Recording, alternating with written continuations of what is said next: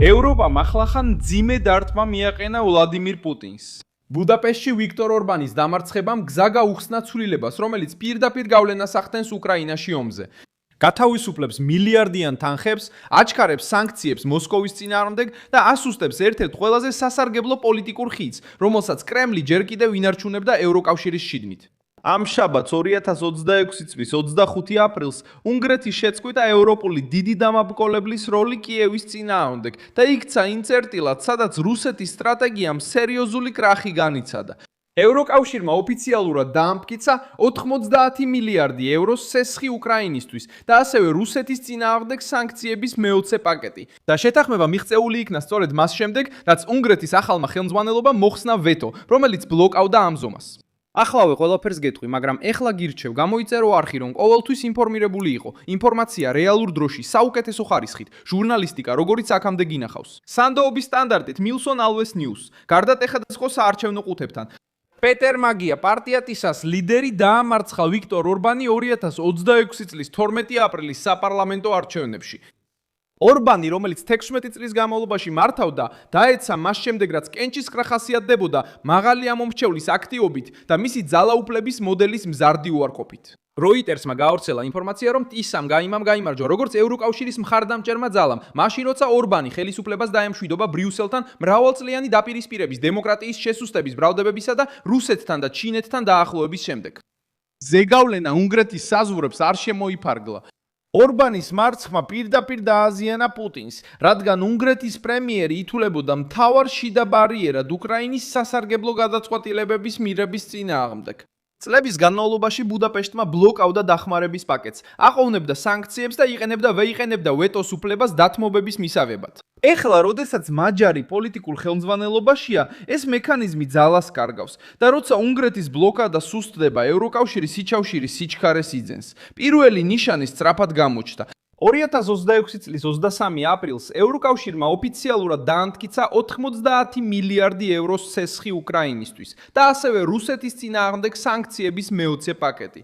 როიტერსის ინფორმაციით ეს თანხა უნდა დაფაროს დაახლოებით 2/3, რაც ნიშნავს, რომ ევროკავშირს მოუწევს რუსეთისთვის პაკეტი რუსეთი. ევროპული სანქციების პაკეტი მოიცავს ნაწილს სამხედრო სფეროსთვის და ნაწილს აუცილებელი სერვისებისთვის. შეთანხმება მიღწეულია მას შემდეგ, რაც უნგრეთმა ვეტო მოხსნა. ბუდაპეშტში ევროკავშირმა გადაიხადო სანქციები რუსეთის წინააღმდეგ.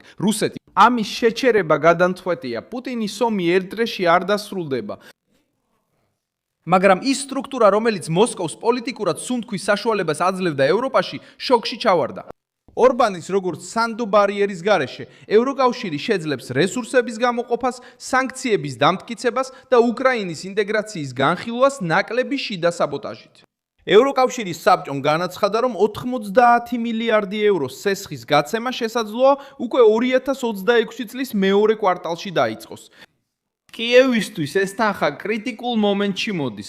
უკრაინას სჭირდება სახელმწიფოს ფუნქციონირების შენარჩუნება, ძირითადი სერვისების გადახდა, თავდაცვის უზრუნველყოფა და სამხედრო წარმოების გაფართოება. ევროპული პაკეტი მხოლოდ ჩვეულებრივი ფინანსური დახმარება არ არის. ეს აჩვენებს, რომ ბრიუსელი ომზე უფრო მეტ პასუხისმგებლობას იღებს. ზუსტად მაშინ, როცა მოსკოვი დასავლეთის დაღლილობაზე დებდა ფსონს, პუტინის გათვლა მარტივი იყო. ევროპის გაყოფის, დაღლისა და უკან დახევის მოლოდინი ჰქონდა. ორბანის დამარცხებამ საპირისპირო აჩვენა. უნგრეთი სამხედრო ძალით პატარა იყო, მაგრამ პოლიტიკური მნიშვნელობით მოსკოვისთვის უზარმაზარი. ორბანი საფრთხეს არ წარმოადგენდა. მისი მნიშვნელობა სხვაგან იყო. ევროკავშირის მოლაპარაკებების მაგიდებთან. მას შეეძლო გადაწყვეტილებების შეყოვნება, ცვლილებების მოთხოვნა, ვეტოს მუქარა და უკრაინისთვის დახმარების თითოეული პაკეტის ნელიდავად გადაქცევა. პუტინისთვის ეს ოქროს ფასად ღირდა. ყოველი დაყოვნება დროს ნიშნავდა, ყოველი ვეტო გამოფიტვას. ბრიუსელში ყოველი შიდა დაპირისპირება რუსული პროპაგანდისტვის იყო გამოსადეგი. ეხლა ეს ინსტრუმენტი შეირხა. მაგიარი არ ჩანს როგორც ლიდერი, რომელიც მზადაა უნგრეთი პირდაპირ სამხედრო მხარდაჭერის ბაზად აქციოს უკრაინისთვის, მაგრამ ის წარმოადგენს რაღაცას, რაც უკვე ცulis თამთამაშის წესებს. უფრო ნაკლებად კრემლზე დამორჩილებული უნგრეთი და უფრო მეტად დაინტერესებული ევროკავშირთან კავშირების აღდგენით. Associated Press-მა გაავრცელა ინფორმაცია, რომ მაგიარმა პირობა დადო აღადგინოს დემოკრატიული ინსტიტუტები, ებრძოლოს კორუფციას და შეცვალოს ორბანის პოლიტიკა, მას შემდეგ რაც ფართო საპარლამენტო უმრავლესობა მოიპოვა და აქ უკვე დარტყმა უფრო მძიმდებება. ორბანმა თავისი ძალაუფლება ააგო შიშის გამოყენებით, პოლიტიკური კონტროლით და ბრიუსელთან დაპირისპირებით. ეს პოზიცია მოსკოვს მოსწონდა, რადგან ის ასუსტებდა ევროპულ ერთობას. როდესაც ბლოკის შიგნით მყოფი მთავრობა იმეორებდა არგუმენტებს, რომლებიც ახლოს იყო რუსეთის ინტერესებთან, მოსკოვი იღებდა შესაძლებლობას საკუთარი პოზიციების წარმოსაჩენად. მოსკოვს შეეძლო ეთქვა, რომ ევროპა გაყოფილია, უკრაინა იზოლირებულია და სანქციებს მომავალი არ აქვს. უნგრეთის დამარცხებით ეს შესაძლებლობა დაინგრა. კრემლმა სადაც შეემცირებინა ეს დანაკარგი, მაგრამ დმიტრი პესკოვმა განაცხადა, რომ მოსკოვი არ მიულოცავდა მაგუიარს, რადგან უნგრეთი ითვლება მთრულ სახელმწიფოდ რუსეთის წინააღმდეგ სანქციების მხარდაჭერის გამო. განცხადება გაავრცელეს ისეთმა მედია საშუალებებმა, როგორიცაა ანადოლუ და მედუზა და ეს ნათლად აჩვენებს ტონის მკვეთრ ცვლილებას ორბანისადმი წარსულ დამოკიდებულებასთან შედარებით. პესკოვის ეს განცხადება სიმბოლურ მნიშვნელობას ატარებს. სანამ ორბანი ხელისუფლებაში იყო, მოსკოვს ჰქონდა პროგნოზირებადი პოლიტიკური არხი ევროკავშირის შიგნით. არჩევნების შემდეგ უნგრეთი იმავე ბლოკში აღმოჩნდა, სადაც იმ ქვეყნები არიან, რომლებიც რუსეთზე ზეწოლას ახორციელებენ. კრემლი შეიძლება შეეცადოს პრაგმატული დიალოგის შენარჩუნებას მაგუიართან, მაგრამ უკვე ვეღარ აკონტროლებს პროცესის ტემპს. ის ფიგურა, რომელიც ევროპას აფერხებდა, სათამაშო დაფის ცენტრიდან გავიდა. ეს ცვლილება ენერგეტიკაზეც აისახება. წლების განმავლობაში ორბანი იცავდა უნგრეთის დამოკიდებულებას რუსულ ნავთობსა და გაზზე და ამ თემას იყენებდა ბრიუსელში წინააღმდეგობის გასამართლებლად. ბოლო დროს დრუჟბას ნავთობსადენთან დაკავშირებული დავა არგუმენტად გამოიყენეს უკრაინისთვის სესხის დაბლოკვისთვის. როდესაც ნავთობის მიწოდება განახლდა და ბუდაპეშტმა თავისი წინააღმდეგობა მოხსნა, ევროპული პაკეტი წინ წავიდა.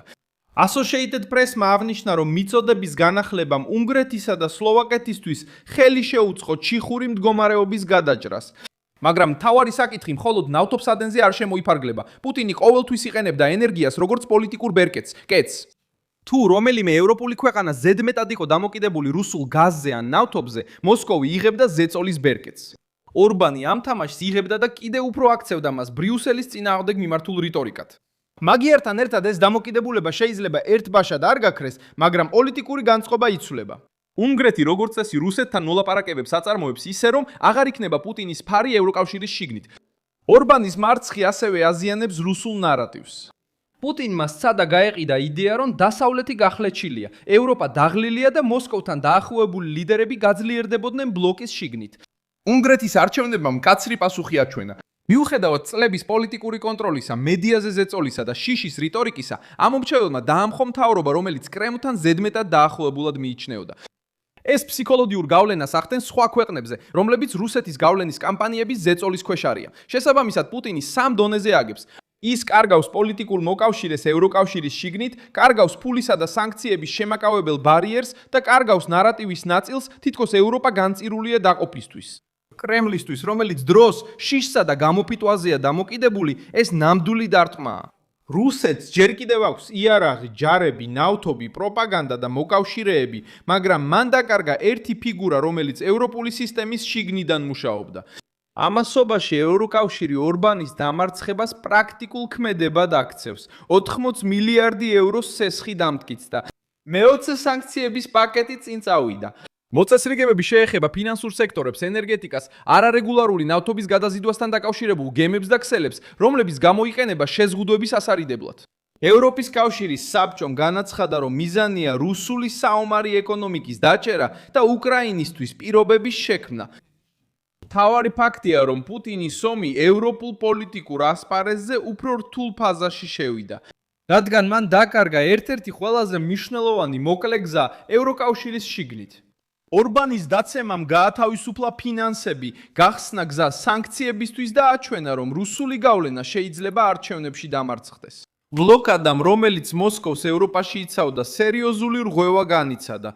კიევისთვის ეს შვებაა, ბრიუსელისთვის წინსვლა, კრემლისთვის კი ბნელი გაფრთხილებაა. დაალაიქეთ ეს ვიდეო, გამოიწერეთ არხი და ბოლოს გადახედეთ კომენტარებს, რომ კიდევ უფრო მეტად ჩაერთოთ Milson AOS News-ის საზოგადოებაში.